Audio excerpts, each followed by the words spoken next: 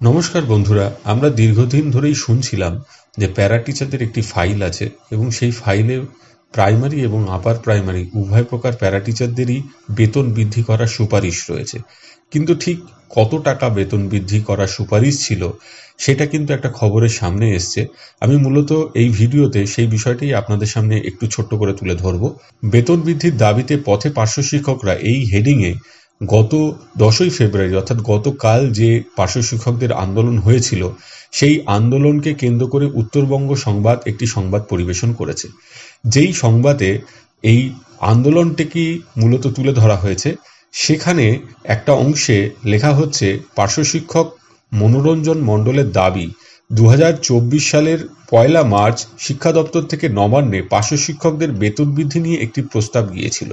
সেখানে প্রাথমিক স্কুলের পার্শ্ব শিক্ষকদের জন্য 28,000 এবং উচ্চ প্রাথমিক স্তরের পার্শ্ব শিক্ষকদের 32,000 টাকা ধার্য করা হয়েছিল।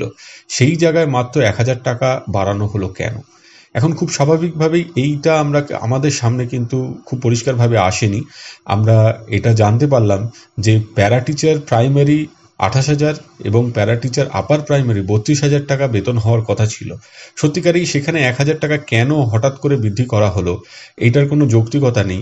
এবং এই ফাইল যদি থেকে থাকে, সর্বোচ্চ নেতৃত্ব সহ সমস্ত পার্শ্ব শিক্ষকদের তদবির করা উচিত যাতে এই ফাইলটি দ্রুত পাশ হয়। আমার ধারণা এখনো পর্যন্ত মুখ্যমন্ত্রীর গোচরে ফাইলটি যায়নি।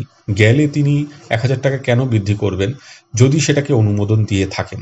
হয় মাননীয় মুখ্যমন্ত্রী এই ফাইলকে অনুমোদন দিচ্ছেন না, কিংবা তার সামনে এখনো পর্যন্ত ফাইলটি সঠিকভাবে প্রস্তাবিত বা সঠিকভাবে পৌঁছয়নি।